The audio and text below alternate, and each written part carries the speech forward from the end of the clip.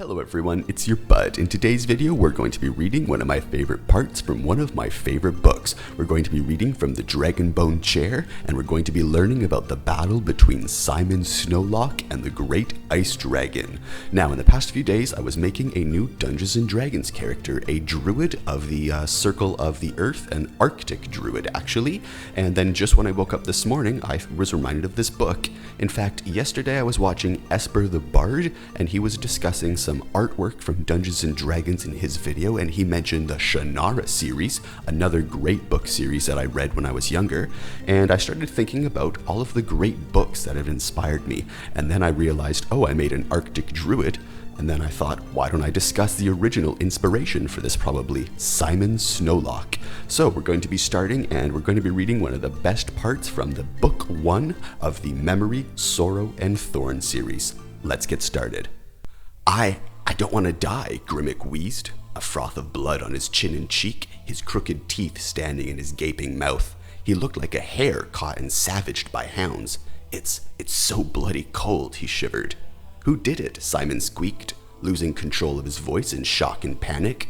Whoever, Haston muttered, ashen-faced as he bent over his stricken countrymen. They got us like Coney up a plug hole. We must get out, Slugdig snapped. Wrap cloaks around arms, Benevik said, assembling his blowpipe from pieces of his walking stick. We are having no shields against arrows, but that will be some help. Without a word, Igjarjuk stepped over Haston and the fallen Grimrick, moving toward the mouth of the cave, and I, lipped tight, followed. Prince Igjarjuk, Benevik began, but the Scythe paid no heed. Come then, Slugdig said, we cannot let them go out alone. He snatched up his blade from the cloak where he had set it. Even as the others followed the Scythe to the mouth of the cave, Simon looked back at the black sword Thorn. They had come such a long way to find it. Were they to lose it now? What if they escaped but were cut off from the cavern and could not come back?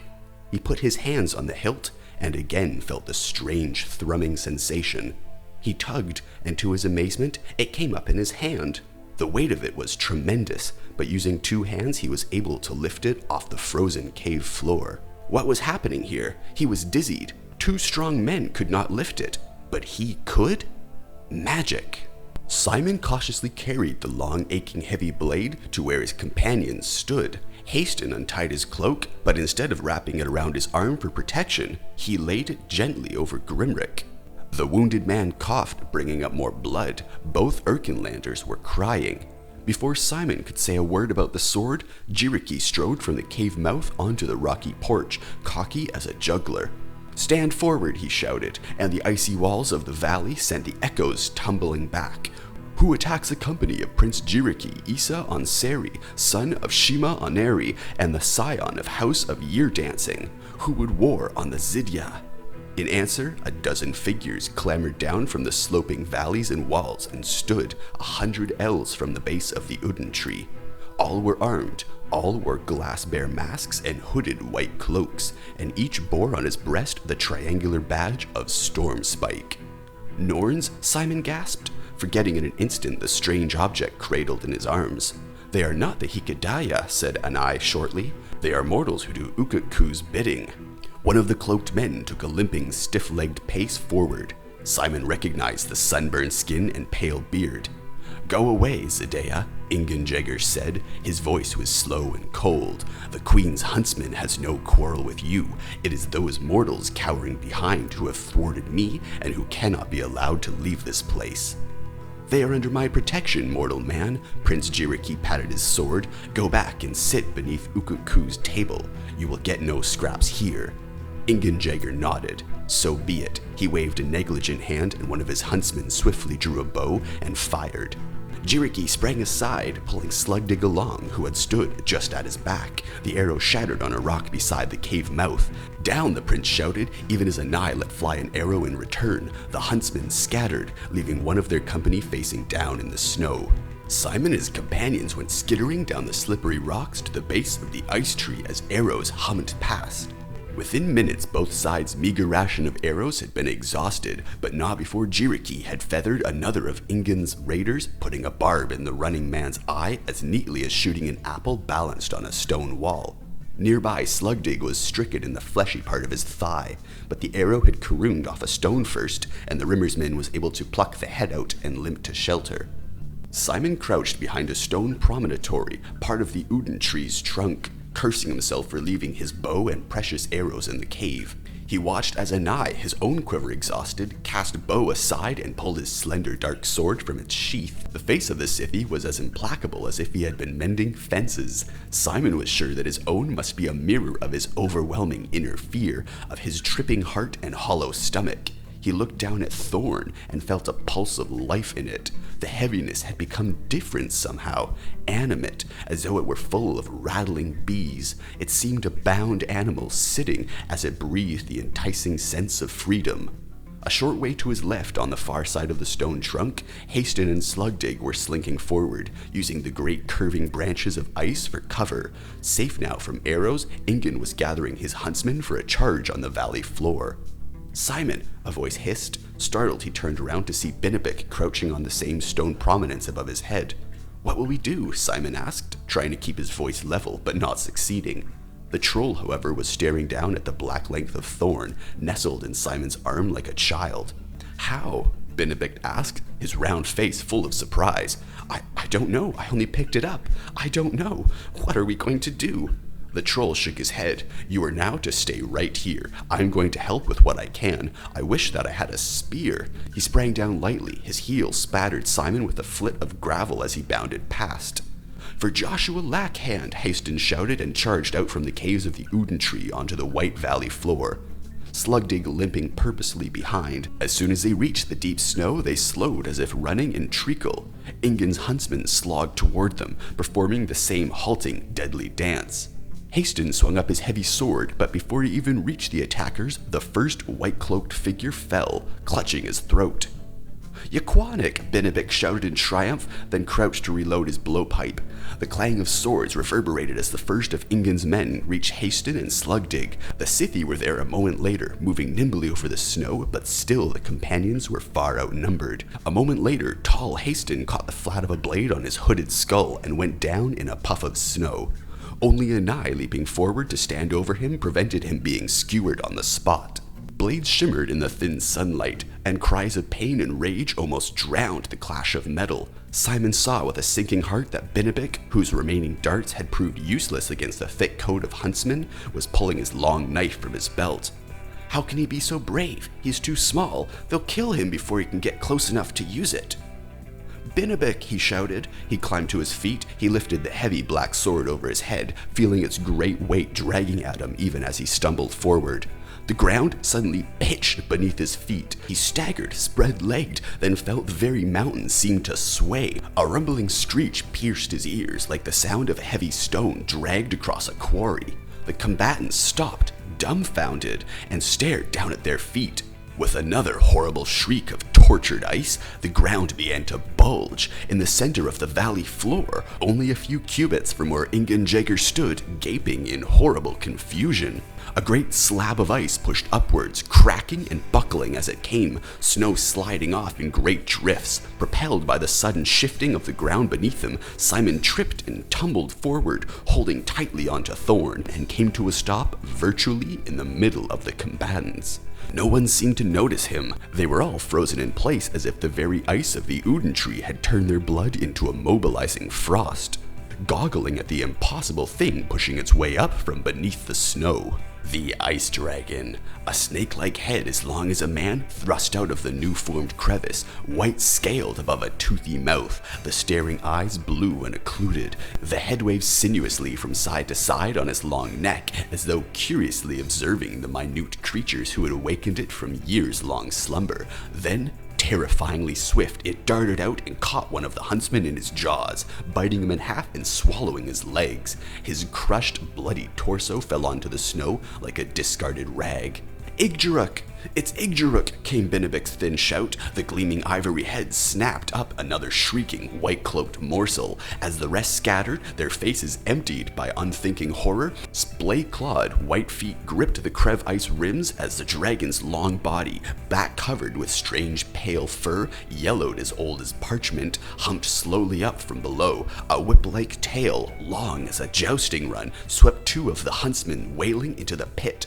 Simon sat stunned upon the snow, unable to force belief in the monstrous thing that crouched on the rim of the ice crevice like a cat on a chairback. The long, snouted head dipped to regard him, and the murky, unblinking blue eyes fixed his with calm, ageless malice. His head throbbed as though he tried to stare through water. Those eyes, hollow as glacial crevices, it saw him, it knew him in some way. It was as old as the bones of the mountain, as wise and cruel and uncaring as time itself. The jaws parted and a sliver of black tongue knifed out, tasting the air. The head bobbed closer. "Sky, spawn of Hidohebi," a voice shouted. An instant later, Anai had vaulted onto the creature's hindquarters, grasping the thick fur for support. Singing, he lifted his sword and hacked at a scaly leg. Simon got to his feet and stumbled back. Even as the dragon brought up his tail and smashed the Scythy away, Anai flew 50 cubits to land crumpling into the snow at the valley's exposed rim. Nothing beyond him but mist. Igjarjuk ran after him with a cry of anger and despair. "Simon," the troll shouted, "run! We can do nothing!" Even as he spoke, the mist that had enshrouded Simon's wits began to clear. In a moment he was on his feet, flying after Igjarjuk. Benevic, who had been perched on the crevice's far rim, flung himself backward as the dragon lashed out, and the great jaws snapped shut on nothing with a sound like an iron gate. The troll fell into a rift in the ice and disappeared. Igjarjuk huddled over the body of Anai, motionless as a statue, pelting towards him. Simon looked back over his shoulder to see Igjarjuk slithering down from the broken battlement of ice and moving across the little valley, short legs gripping the ice as it wound along the ground, quickly narrowing the distance between itself and its stumbling prey. Simon tried to shout Igjaruk's name, but his throat caught, and all that came out was a strangled grunt. The Scythy turned around, his amber eyes were bright. He climbed to his feet beside the body of his comrade, holding his long, rune-carved witchwood sword up before him. "Come, old one," Igjarjuk cried. "Come to me and taste Injaru, you bastard child of Hidohebi." Simon grimaced as he dug towards the prince. No need to shout, the dragon was coming of his own accord. "Get behind," Igjarjuk started to say as Simon reached him. Then the Scytha abruptly pitched forward. The snow beneath them had fallen away. Igjarjuk skidded backwards towards the valley's edge and the empty distance beyond. Desperately, he reached out to grab at the snow. He stopped, clinging, his feet dangling over nothingness. Anai, a bloody tangle, lay undisturbed a cubit away. "Igjarjuk!" Simon stopped. There was a noise like thunder behind him. He whirled to see the vast white bulk of Igjarjuk bearing down, head flailing from side to side with a motion of the driving legs. Diving to one side, away from Igjarjuk and Anai, he rolled and came up on his feet. The blue saucer eyes tracked him, and the creature, now 100 paces away, swerved to follow. Simon realized he was still carrying Thorn. He lifted it up. It was suddenly light as a willow wand and seemed to sing in his hands like a wind-sawed rope. He glanced back over his shoulder. A few paces of ground was all, then empty air. One of the distant peaks hovered in the swirling mist above the chasm. White, quiet, serene. "Sire, save me," he wondered. "Why doesn't the dragon make a sound?" His mind seemed to float loosely inside his body. One hand stole up to Miramil's scarf at his throat, and then he grasped the long silver-wrapped hilt once more. Igjaruk's head loomed, the gullet a black pit, the eye a blue lantern. The world seemed constructed of silence. What should he shout at the last? He remembered what Igjarjuk once said of mortals. Even as the frosty muck of the dragon blew down on him, a stench like sour cold earth and wet stones, "Here I am," he cried. He brought Thorn whistling before the baleful eye. "I am Simon." Something caught at the blade. A gout of black blood spat at him, burning like fire, like ice, searing his face as a great white something crashed through and carried him down into darkness. So let's move on now to continue Simon's story in chapter 44, Blood and the Spinning World. The dragon's black blood had spilled over him, burning like a fire. In the instant of its touch, he had felt his own life subdued. The dreadful essence coursed through him, scalding away his spirit and leaving only dragon life. It was as though he had himself become, in the failing moment before darkness came, the worm's secret heart. Igjaruk's smolderingly slow and intricate life captured him. He spread. He changed, and the changing was as painful as both death and birth. His bones became heavy, solid as stones and curvingly reptilian. His skin hardened into gem-like scales, and he felt his pelt sliding on his back like a mail shirt of diamonds. The dragon's heartblood now moved powerfully in his breast, ponderous as the moment of a dark star in the empty night, strong and hot as the very forge fires of the earth. His claws sank into the world's stony skin, and his age-old heart pulsed and pulsed and pulsed. He grew into the brittle, ancient cleverness of the dragon folk, feeling first the birth of his long-lived race in the earth's infant days, then the weight of uncountable years pressing upon him, dark millennia rushing by like roiling waters. He was one of the eldest of all races, one of the cooling earth's firstborn, and he lay coiled beneath the world's surface as the least of worms might lie hidden in the rind of an apple. The old black blood raced through him. Still he grew, and he perceived and named all things of the spinning world. Its skin, the earth's skin, became his own, the crawling surface on which all living things were born, where they struggled and failed, surrendering at last to become a part of him once more. Its bones were his bones, the rocky pillars on which all things stood, and through which he felt every tremor of breathing life. He was Simon, yet he was the serpent, and he was nevertheless the very earth in its infinitude and detail, and still he grew, and growing, felt his mortal life slipping away. In the sudden loneliness of his majesty, fearing that he would lose everything, he reached out to touch those he had known. He could feel their warm lives, sensing them like a spark in a great windy darkness. So many lives, so important, so small.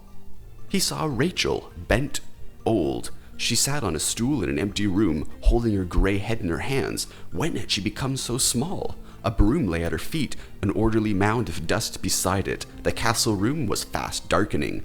Prince Joshua stood on a hillside, looking down, a faint flame-hued light painted on his grim face. He could see Joshua's doubt and pain. He tried to reach out and give him reassurance, but those lives were only to see, not to touch. A small brown man he did not know pulled his flat boat up a stream. Great trees dangled their branches in the water, and clouds of midges hovered. The little man patted protectively at a sheaf of parchment tucked into his belt. A breeze rattled the trailing branches, and the little man smiled gratefully. A large man, Isgrimer, where was his beard? Paced on a weather-warped pier and stared out in the darkening sky at the wind-lashed ocean. A beautiful old man, his long white hair tangled, his blue eyes mild, distant, wrinkled into a happy squint. Miramel looked out from the rails of a ship at the heavy clouds massing on the horizon. The sails snapped and rippled above her head. He wanted to watch her for a longer time, but the vision whirled away like a falling leaf. A tall, Hernisteri woman dressed in black kneeled before two cairns of stone in a grove of slender birch trees, high on the side of a windswept mountain. King Elias stared into the depth of a wine cup, eyes red-rimmed. Sorrow lay across his knees. The gray sword was a wild thing, feigning sleep. Morgaine suddenly appeared before him, crowned in flame, and the sight drove an icy spear of pain even into the dragon's heart. The old man was holding a great book, and his lips moved in anguished, silent cries, as though he was shouting a warning. Beware the false messenger, beware. The faces slipped away, but for one last ghost.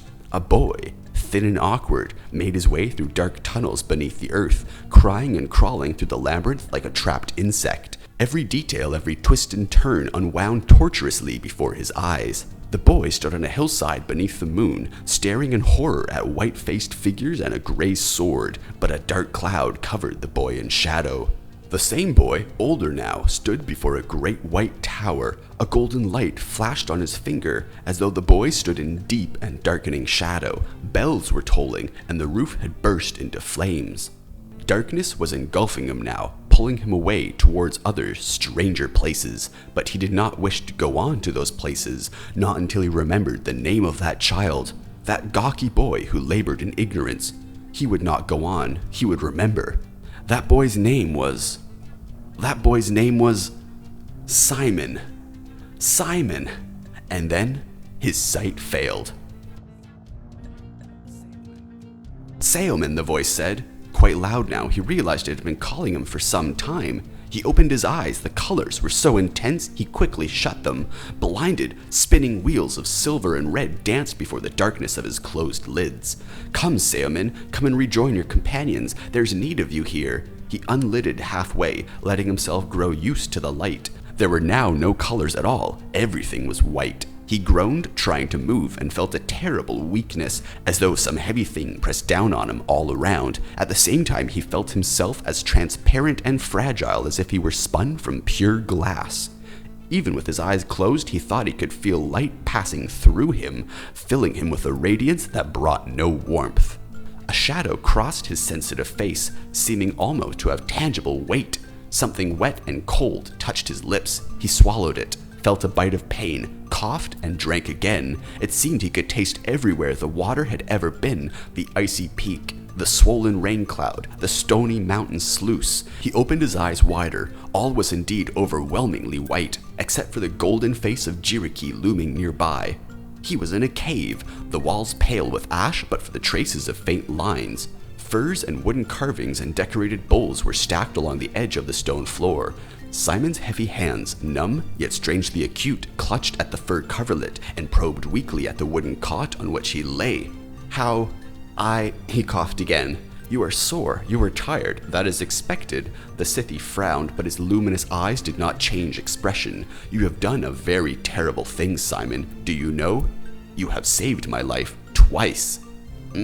His head was responding as slowly as his muscles. What exactly had happened? There had been the mountain, the cave, and the dragon, Simon said, choking, and tried to sit up. As the fur robe slid down, he felt the chill of the room in earnest. Light was leaking past a skin hanging in the room's far end. A wave of dizziness left him limp, and set his head and face to throbbing. He sagged back. Gone, Igjarjuk said shortly. Dead or not, I do not know, but gone. When you struck it, it tumbled past you and down into the abyss. I could not mark where it fell in the snows and ice of the great deeps. You wielded the sword thorn like a true warrior, Seoman Snowlock. He took a shaky breath and tried talking. Talking made his face hurt. I don't think it was me. Thorn used me. It wanted to be saved. I think that must sound foolish, but no, I think you may be correct. Look. Igjarjuk pointed to the cave's wall a few feet away. Thorn lay cushioned there on the prince's cloak, black and remote as the bottom of a well. Could such a thing have ever felt alive in his hands? It was easy enough to carry here, Igjarjuk said. Perhaps this was the direction it wished to go. The Scythe's words set in motion a slow wheel of thought in Simon's mind. The sword wanted to come here. But where is here? And how did we get... Oh, Mother of God, the dragon! Igjarjuk, he gasped. The others, where are the others? The prince nodded gently. Yes, I had hoped to wait longer, but I see I have no choice. He closed his wide, bright eyes for a moment. Anai and Grimrick are dead. He sighed and made a complicated gesture with his hands. You do not know what it means to bury a mortal and a Scythe together. Seoman, it has been seldom done, and never in 5 centuries. Anai's deeds will live until the world's end in the dance of years, and the annals of our people, and Grimrick's name now will live with his. They will lie forever beneath the Uden tree. Igjarjuk closed his eyes and sat for a silent moment. The others? Well, they've all survived. Simon felt a clutch at his heart. He pushed away the thoughts of the fallen pair for later. He stared at the ash-painted ceiling and saw that the lines were faint scribblings of great serpents, long-tusked beasts, winding all across the roof and walls. The blank eyes of the creatures troubled him. When he looked too long, they seemed to move. He turned back to the Scythe. Where's Binibek? He asked. I want to speak to him. I had the strangest dream. Before Igjarjuk could speak, Haston poked his head in through the cave mouth. The king does not want to talk still, he asked, then saw Simon. You're up, lad, he crowed. That's fine. What king? Simon asked, confused. Not Elias, I hope. No, lad, Haston shook his head. After what happened on the mountain, the trolls found us. You were sleeping for some days. We're on Mintahawk now, the troll mountain. And Binabik is with his family? Not quite, Haston looked at Jiriki. The Scythy nodded. Binabik, Slugdig too. The king's holding them for prisoners under sentence of death, some say. What? Prisoners? Simon exploded, then sagged back down as a band of pain tightened cruelly around his head. Why? Slugdig, because he's a hated Rimmersman, Jiriki said. Binabik, because they say he's committed some terrible crime against the Troll King. We do not know yet what it is, Seoman Snowlock. Simon shook his head in amazement. This madness. I've gone mad, or am I still dreaming? He turned accusingly to Jiriki. And why do you keep calling me that name? Don't, Haston began, but Jiriki ignored him, producing instead from within his jacket the looking glass. Simon sat up and took it, the fine carvings on its frame rough to his sensitive fingers. The wind howled outside the cave and the cold air crept in below the door cloth. Was all the world covered in ice now? Would he never again escape the winter? In other circumstances, he would have been quite taken with the reddish golden whiskers which were coming in thickly all over his face, but in attention he was captured by the long scar running up from his jaw, over his cheek, and past his left eye. The surrounding skin was livid and new-looked. He touched it and winced, then slid his fingers up to his scalp. A long swath of his hair had turned as white as the Urmshine snows. You've been marked, Seoman. Jiriki reached out and touched his cheek with a long finger. For better or for worse, you have been marked.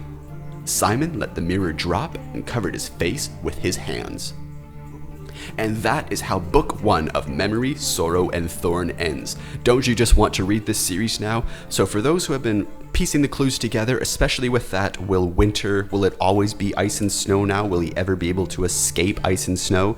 This is the inspiration, a giant inspiration for Game of Thrones. I have discussed this before. I have a video called Inaluki the Storm King, who is the main villain of this series. If you want to learn more about the main villain, you can start by watching my Inaluki video, which I will link at the end and put up in the corner. But there's a few things here, such as Igjarjuk the Hound, who literally wears a hound mask and has a hound and hunts the main character, and I don't know, it's very, very interesting. There's a man named, Cadric and Podrick. There's someone named Cadric who tries to save a princess by taking her away from this place where she was put into a political marriage, and it's exactly the same as who saves Sansa from King's Landing. And then there's also Podrick Payne in Game of Thrones, so there's so many different things. The Hernestes, everything about this is just pure Game of Thrones, but it's an earlier version of it, basically. I absolutely love this series.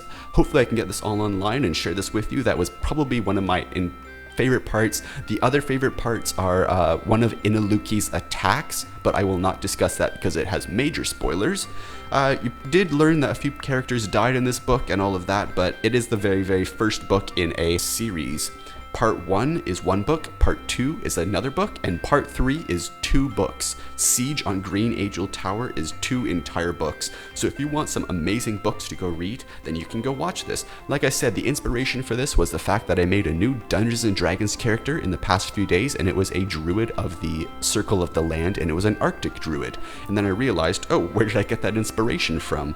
And then last night I was watching Esper the Bard, and he has one where he discusses Dungeons & Dragons art before 5th edition, and another where he discusses Dungeons & Dragons art after 5th edition.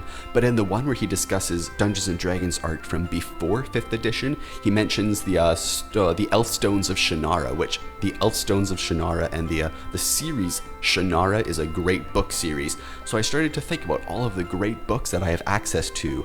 I have so many great books that I can pull from and have some great content to share. So if you didn't know about Igjarjuk, the Great Ice Dragon, Seoman Snowlock, Memory, Sorrow, and Thorn, the Great Strange Swords, the Scythy, which are basically elves, the trolls like Quannick on the mountain, there's 2 princes having a fight over a throne, and of course book 1 is called The Dragon Bone Chair. You replace dragon bones with swords, and there you go, you have the throne.